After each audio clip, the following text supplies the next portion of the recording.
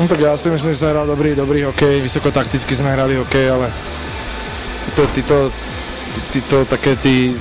co děláme tých 30-40 sekúnd pred koncem, to sa nesmie stále, lebo fakt nás to stojí veľa síl a hrali sme tretí zápas a 40 sekúnd pred koncem dostaneme takýto hlupý gól a ja si myslím, že keď sme chceli pomýšľať na finále, tak trošku tá obrana a útok spolupracovať trošku lepší.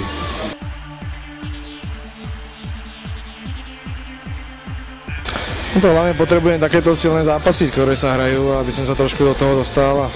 chcel by som sa čo najlepšie pripraviť na tú olympiádu.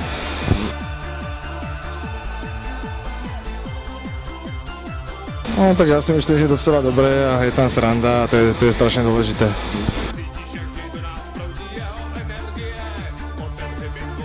No tak ja si myslím, že to je úplne jedno, s kým si akože vyhovieme, to je úplne jedno, ale tak hovorím, tam treba hrať vysokotaktický hokej a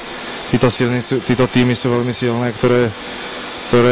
dokážu zužitkovať každú šancu a to sme videli dneska, akože tento tým je silný, ale musí byť ešte silnejší.